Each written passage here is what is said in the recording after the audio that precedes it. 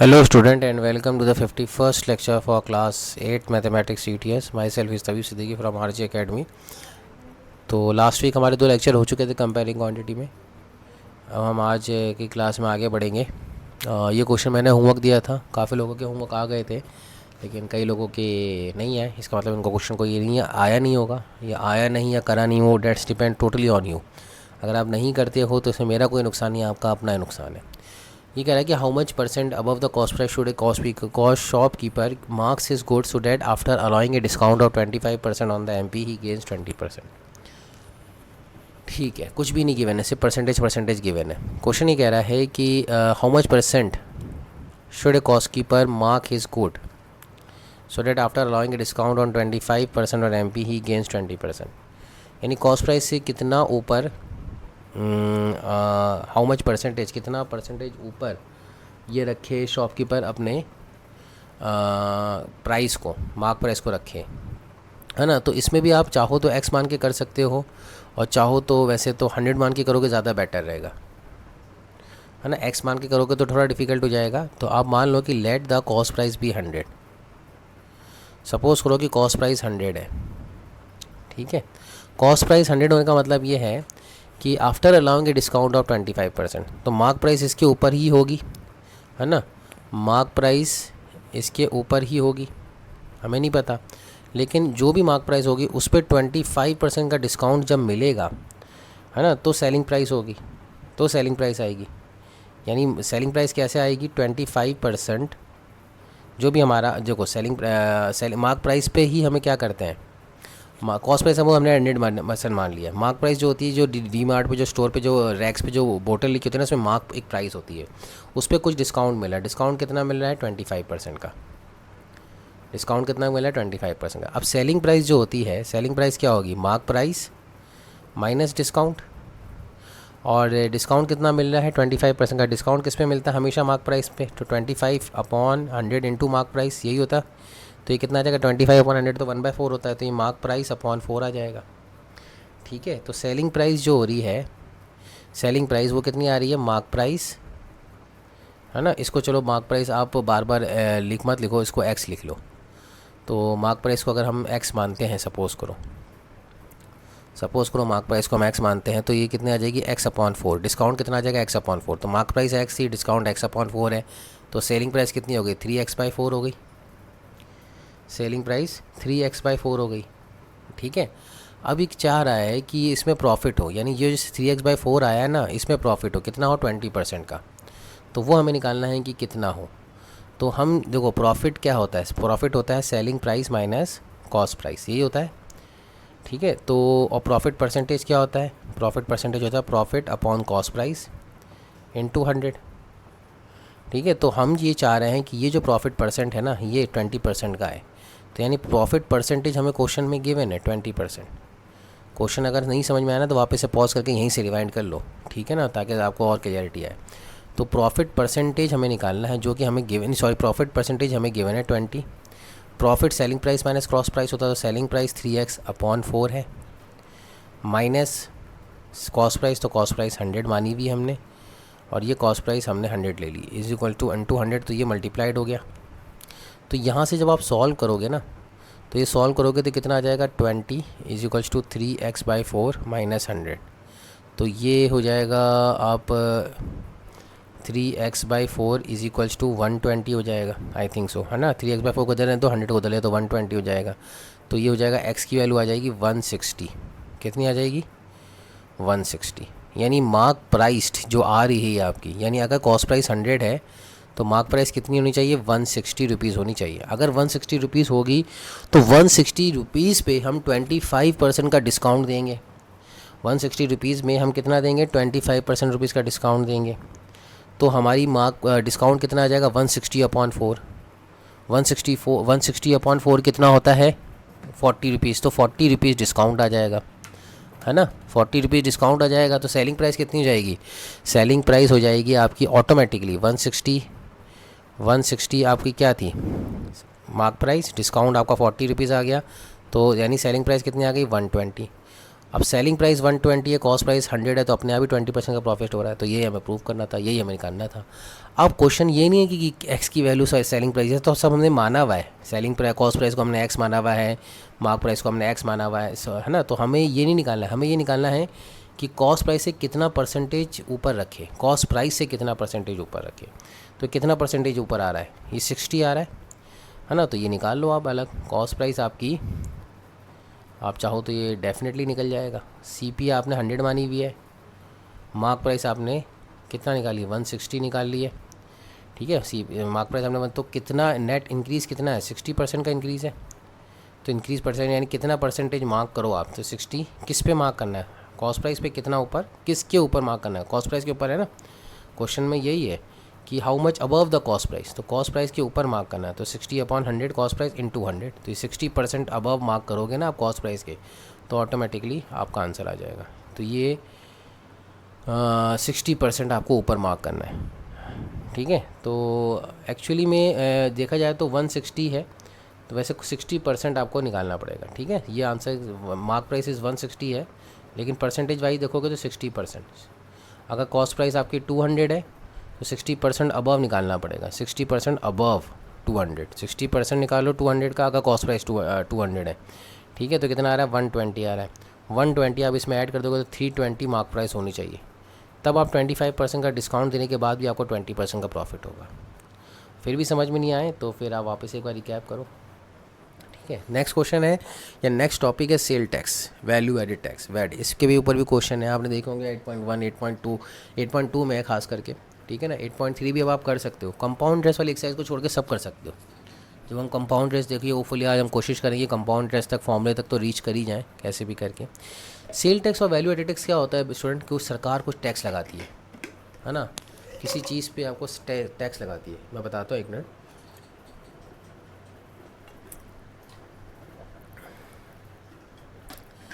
मान लेते हैं कि आपके पास ₹1, जैसे कि चलो इसमें एग्जांपल दिया होगा, है ना, इस तरह का आपने बिल देखा होगा आपने। एक सेकेंड,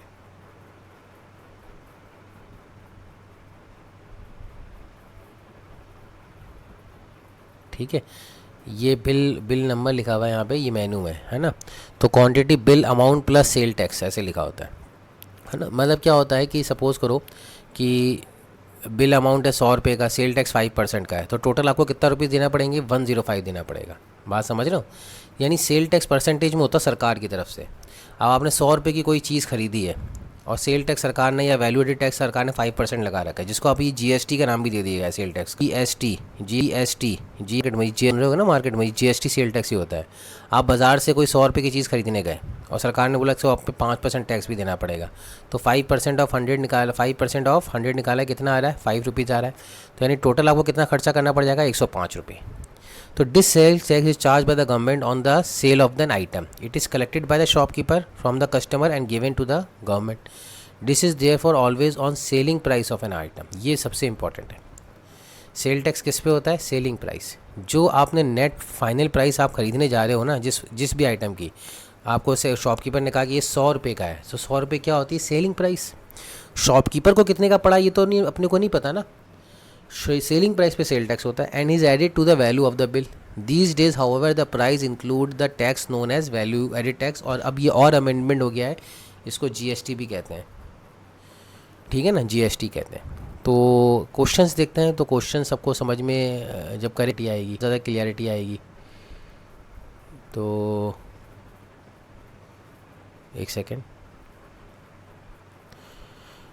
क्वेश्चन ये कह रहा है the cost of A TV showroom was ₹36,500, the sale tax charge was ₹8%। अब ये कॉस्ट ऑफ द TV जो है ना, इन ए शोरूम है, शोरूम के मालिक को जितनी की पड़ रही है वो ये CP नहीं है, ये क्या है, सेलिंग प्राइस है। यानी शोरूम पे आप गए तो शॉपकीपर, शोरूम में आपने शॉप ओनर से पूछा, शोरूम ओनर से पूछा कि भाई TV कितने का है, तो TV शॉप ओनर ने बोला कि मैं भाई इसको बेच रहा हूँ, यानी सेलिंग प्राइस में रख रहा हूँ 36,500, ठीक है ना। पॉज करके रिवाइंड करो अगर समझ में नहीं आया।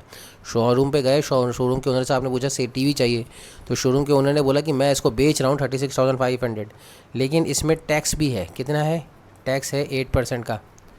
तो आपने बोला कि मुझे फाइनल कितना पड़ जाएगा, तो वो बोलेगा सेल टैक्स जो है, जीएसटी जो है, जो भी है, वैट जो है, वो सेलिंग प्राइस पे लगता है। तो आपने 8% ऑफ यानी टैक्स निकाला, टैक्स कितना निकाला, 8% ऑफ सेलिंग प्राइस, 36,500, तो 2 0 से 2 0 कैंसिल, 365 इंटू 8 कितना होता है, 8 5 ज़ा 40, 6 8 ज़ा 48, 48 और 2 5, तो 8 3 ज़ा 24, 24 प्लस 2920 है ना, 8%, 8 इंटू 365 किया है ना, तो 8 5 ज़ा 40, 8 6 ज़ा 48, 8 3 5 ज़ा 15, 15 प्लस 4 1920, सॉरी 19, 3 8 ज़ा 24 है ना, 8 से 24 24 और 6 8 ज़ा 40 52, हाँ 2920, सॉरी है ना 2920, तो 2920 टैक्स देना है। तो फाइनल सेलिंग प्राइस कितनी हो जाएगी इसकी, सेलिंग प्राइस नेट फाइनल हो जाएगी 3650 सेलिंग प्राइस है, टैक्स इसको देना है 2920 का।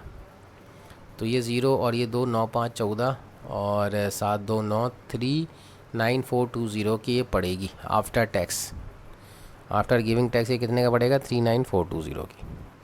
तो इस तरह से हम ये क्वेश्चन को सॉल्व कर सकते हैं। ठीक है, तो ये आपको आंसर ऐसे निकालना है। होपफुली आपको ये क्वेश्चन समझ में आया होगा और ये आपका इसका रिटर्न सॉल्यूशन है।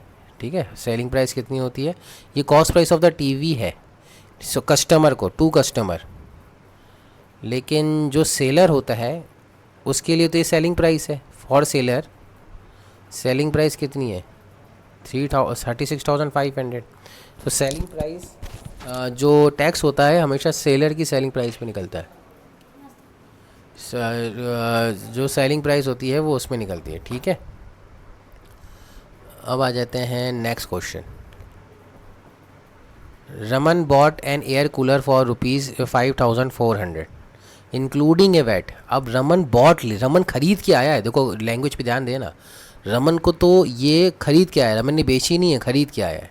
तो रमन को कितना पड़ा, रमन ने जो भी ख़रीदा होगा, ख़रीद के आया होगा, तो उसको तो पड़ी होगी। यानी मान लो कि शॉपकीपर ने इसको बेचा है 5,400 पे, तो शॉपकीपर ने जब भी बेचा होगा, तो शॉपकीपर की एक और मतलब ये SP नेट होगी। SP नेट का मतलब होता है कि आफ्टर टैक्स, तो SP प्लस टैक्स पड़ा होगा शॉपकीपर को।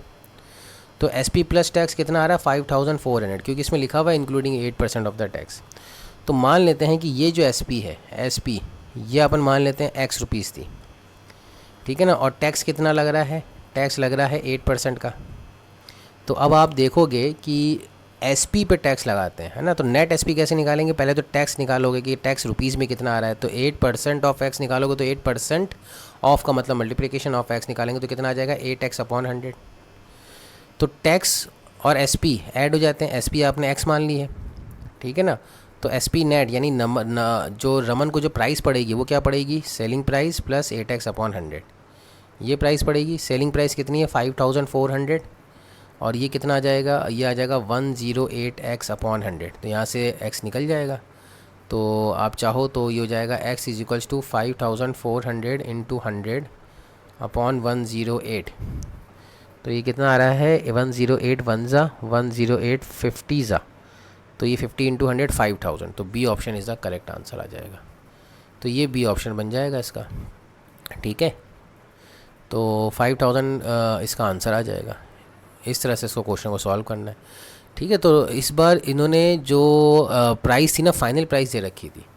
अब क्वेश्चन करते हैं कलर TV इज़ अवेलेबल यानी सेलिंग प्राइस जो है वो 26,880 है। ये SP फाइनल है, SP नेट है, जो भी आप समझ आए, यानी SP जो होती है, SP जो शोरूम पे मार्क्ड है प्लस टैक्स। तो SP फाइनल जो दे रखी है, SP नेट वो दे रखी है 26,880 और इंक्लूजिंग ऑफ वैट यही दे रखी है ना। इफ़ द ओरिजिनल कॉस्ट यानी जो शोरूम मार्क प्राइस है वो कितनी है 24,000 है, तो अपने को टैक्स पता चल जाएगा। टैक्स हमेशा किस पे निकलता है, ओरिजिनल सेलिंग प्राइस पे।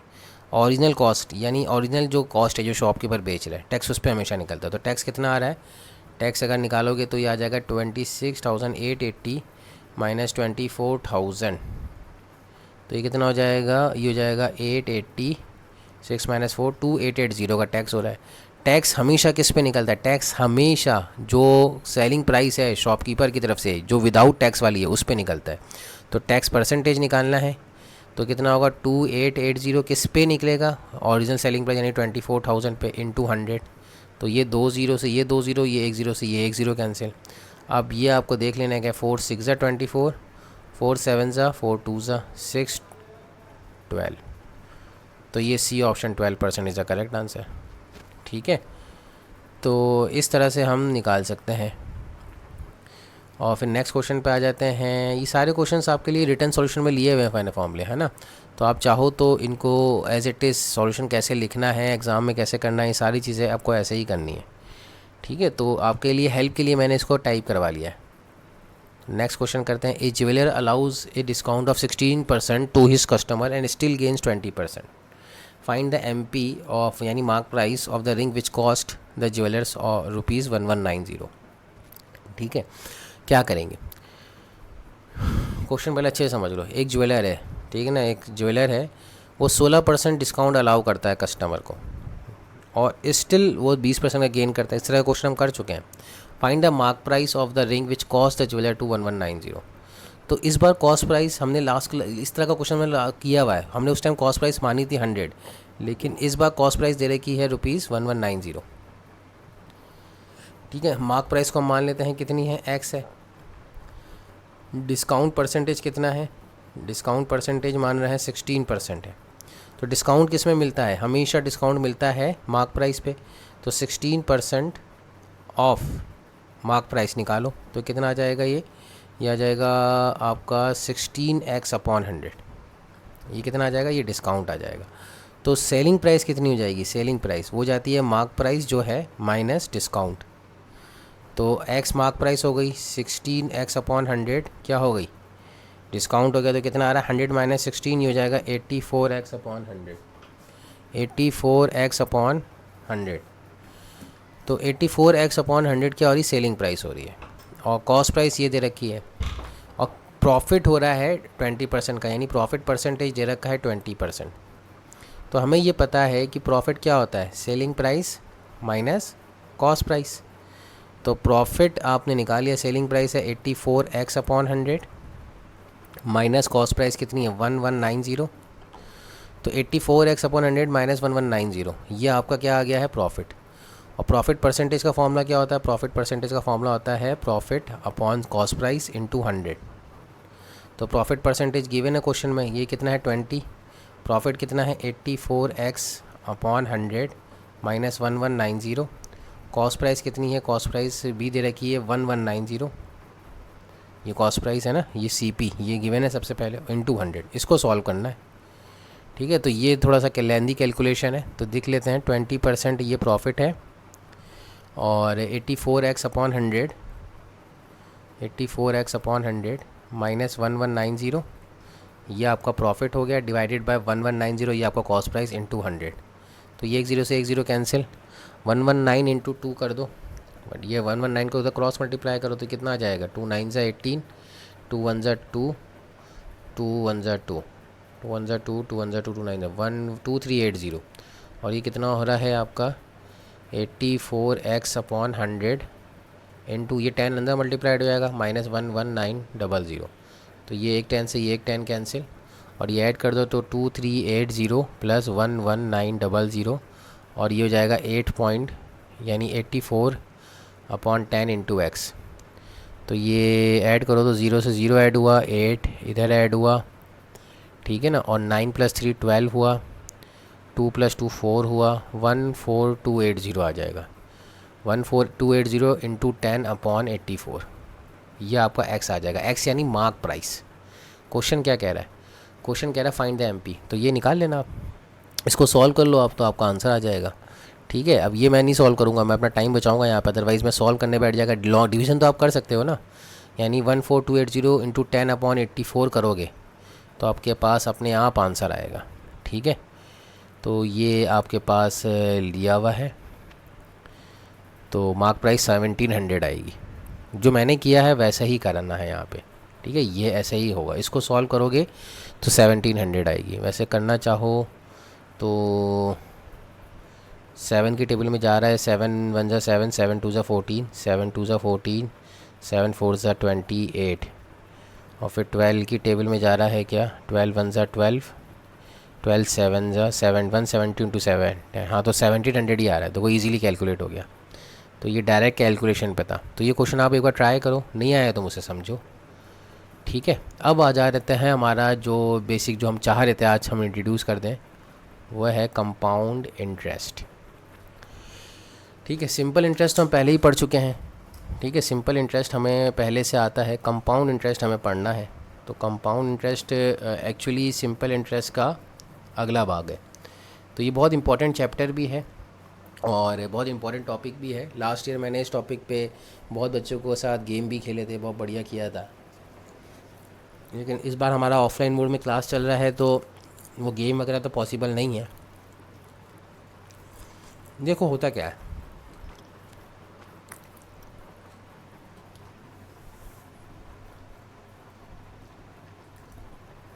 सिंपल इंटरेस्ट तो हमें पता है ना। सिंपल इंटरेस्ट क्या होता है, एक प्रिंसिपल होता है। प्रिंसिपल वो अमाउंट होता है, प्रिंसिपल वो अमाउंट होता है जो आप बैंक में जमा कराते हो, है ना, डिपॉजिट। या तो अब आप बैंक में जमा कराते हो या बैंक आपको जमा कराता है। मतलब क्या होता है, देखिए आपके पास पैसा है 100 रुपये, आपने बोला कि यार 100 रुपये मैं क्या रख के करूँगा, है ना। किसी की स्कॉलरशिप लग गई, मेरा खर्चा तो चल ही रहा है, 100 रुपये मेरे कोई ज़रूरत है नहीं, तो मैं 100 रुपये अपने पास रख लेता हूँ, है ना, अपनी जेब में रख लेता हूँ 100 रुपये। मेरी बात ध्यान से सुनिएगा, पर उस 100 रुपये को 10 साल बाद भी आप अपनी जेब से निकालोगे, 10 साल बाद भी तो वो 100 रुपये ही रहेंगे। उसमें तो कुछ इंक्रीमेंट हुआ नहीं, कुछ इंक्रीज़ हुआ नहीं, है ना। वो 100 रुपये ही रहे। तो बैंक क्या कहता है, भैया आपके पास जो 100 रुपये है ना वो हमें दे दो, है ना, हमें हमारे पास जमा करा दो, हमारे अकाउंट में जमा करा दो। तो आप बोलोगे यार मैं अपने 100 रुपये तुम्हें क्यों दे दूँ। जाहिर सी बात है, हर आप बड़े हो गए, इतना समझ में आता है कि यार अगर आपसे कोई पैसा मांगे, 10 रुपये भी मांगे, तो आप देने के से पहले पूछते हो ना मैं क्यों दे दूँ।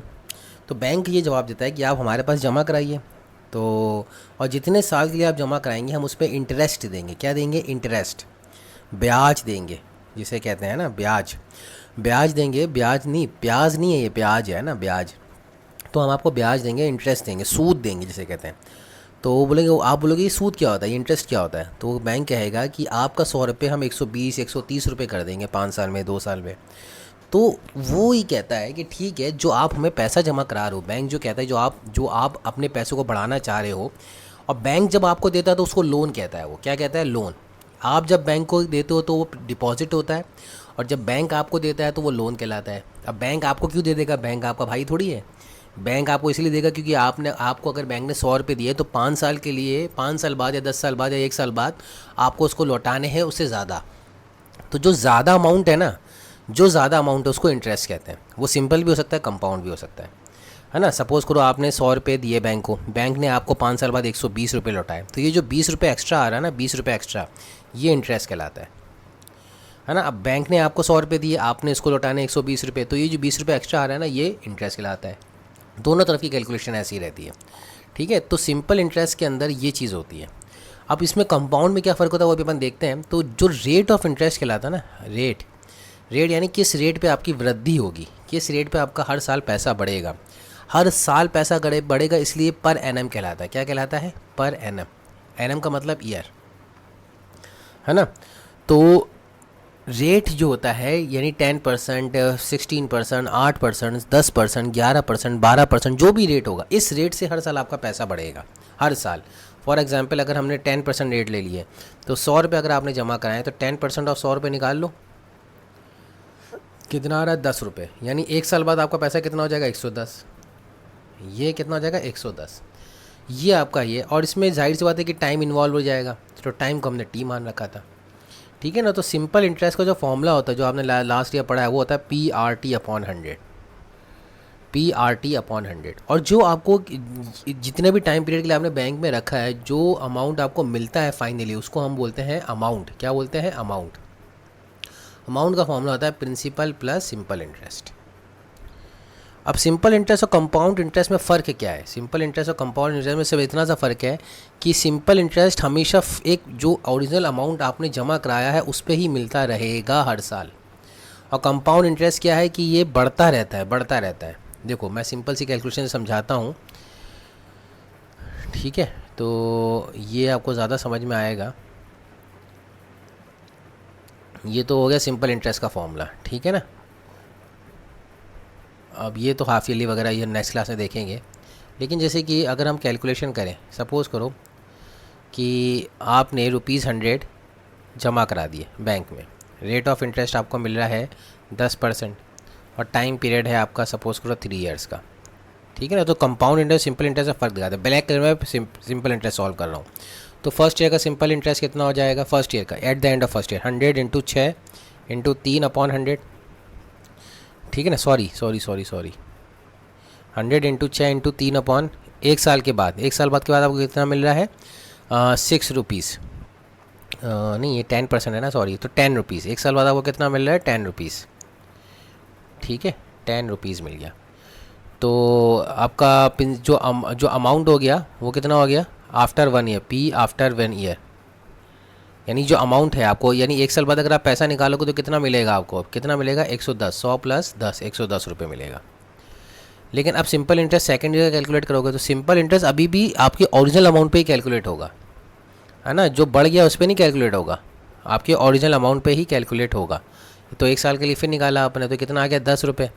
तो अब ये 10 रुपये इसमें ऐड हो जाएगा, तो अमाउंट कितना हो गया आपका 110 पहले था, अब 10 रुपये और ऐड हो गए तो कितना हो गया 120।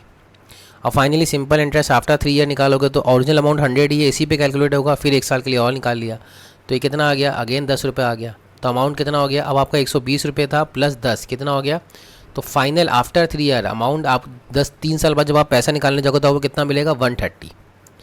और कंपाउंड इंटरेस्ट में क्या होता है, कंपाउंड इंटरेस्ट में आपको प्रिंसिपल ही बढ़ता चला जाता है। क्या बढ़ता चला जाता है, प्रिंसिपल ही, है ना। अगेन आप ये मानो कि ₹100 है, 10% रेट ऑफ इंटरेस्ट है, लेकिन कंपाउंडेड एनुअली है, इस बार कंपाउंड इंटरेस्ट से निकाल रहे हैं। तो सिंपल इंटरेस्ट आफ्टर 1 ईयर निकालोगे तो कितना आ जाएगा, ये तो 10 रुपये आ रहा था, तो न्यू अमाउंट कितना हो गया, न्यू प्रिंसिपल। इस बार प्रिंसिपल जो होगा ना, जो इंटरेस्ट सेकेंड ईयर के लिए कैलकुलेट होगा वो इस पर ना 100 रुपये ना होकर किस पे होगा 110 रुपये पे कैलकुलेट होगा। ये कंपाउंड इंटरेस्ट का फ़र्क है। तो सिंपल इंटरेस्ट और सेकंड ईयर जब हम कैलकुलेट करेंगे तो प्रिंसिपल कितना लिखेंगे, 100 नहीं लिखेंगे, 100 नहीं लिखेंगे, कितना लिखेंगे 110 लिखेंगे, 10% इंटरेस्ट लिखेंगे, 1 लिखेंगे। ये 100 से डिवाइड किया तो कितना आ गया, ये आ गया ₹11। तो यानी अब न्यू प्रिंसिपल कितना हो गया आफ्टर सेकेंड ईयर, ये 110 प्लस 11 कितना आ गया 121। फिर आफ्टर थर्ड ईयर कैलकुलेट करोगे तो 100 पे नहीं करोगे, कितने करोगे 121 पे करोगे। तो ये कितना आ जाएगा, ये आ जाएगा 12.1। फिर ये थर्ड ईयर पे जो अमाउंट मिलेगा आपको, यानी 3 साल बाद जब पैसा निकालने जाओगे तो कितना मिलेगा 121 प्लस 12.1, तो ये कितना आ जाएगा आपका, आ जाएगा 0.133 133.1। ये 3 साल बाद मिलेगा। यानी सिंपल इंटरेस्ट से अगर आप निकालते तो कितना मिल रहा था 130 मिल रहा था। कंपाउंड इंटरेस्ट से निकाल लो तो कंपाउंड इंटरेस्ट में क्या हो रहा है कि जब पैसा बढ़ जाता है ना उस पर ब्याज मिलने लगता है। और सिंपल इंटरेस्ट में क्या होता है कि जो पैसा ओरिजिनली आपने डिपॉजिट किया है ना हमेशा उस पर ही मिलता रहेगा। तो कौन सा इंटरेस्ट बेटर है आपके लिए, सिंपल आपके लिए कंपाउंड इंटरेस्ट बेटर है, बैंक के लिए अगर आप बैंक से यानी आप डिपॉजिट करना चाहो तो आप चाहोगे कंपाउंड इंटरेस्ट मिले, और जब आप लोन लेने जाओ तो आप चाहोगे सिंपल इंटरेस्ट पे ही कैलकुलेशन हो। क्योंकि जब बढ़ते हुए अमाउंट प्रिंसिपल पे आप परसेंटेज निकालोगे तो जाहिर सी बात है बढ़ के ही आएगा। और अगर हमेशा आप सिंपल इंटरेस्ट ओरिजिनल कैलकुलेशन पे ही निकालते रहोगे, ओरिजिनल अमाउंट पे डिपॉजिट पे निकालते रहोगे, तो जाहिर सी बात है टेंशन लेने की ज़रूरत नहीं है। आपका हमेशा जो प्रिंसिपल है वो जो रेट ऑफ इंटरेस्ट कैलकुलेट हो रही है वो ओरिजिनल प्रिंसिपल पे ही कैलकुलेट होती चली जाएगी। तो ये थोड़ा सा 2 एग्जांपल्स आप देखो, हमारा चैप्टर इस पे डील करता है। तो हम बार बार इतनी लंबी कैलकुलेशन नहीं करेंगे स्टूडेंट, लेकिन ये जो कंसेप्ट है ये आपको समझ में आना चाहिए कि हम कंपाउंड इंटरेस्ट निकाल रहे हैं तो उसका मतलब ये है कि जो ओरिजिनल प्रिंसिपल है वो हर साल आपका बढ़ता चला जा रहा है, एवरी ईयर आपका बढ़ता चला जा रहा है, उस पर कैलकुलेशन होती चली जाएगी। इस तरह से हम ये कंसेप्ट आपको एक बार रिवाइज़ करो। ये न्यू टॉपिक है, हम नेक्स्ट क्लास में इसको यहीं से आगे बढ़ाएंगे। होपफुली हमारा चैप्टर कोशिश करेंगे कि नेक्स्ट क्लास में क्वेश्चन समेत ख़त्म करने की कोशिश करें, लेकिन नहीं होता है तो एक क्लास और लगेगी, यानी कल की क्लास और लगेगी और फिर ये चैप्टर फिनिश हो जाएगा। Thank you for listening for today's lecture. Take care, bye.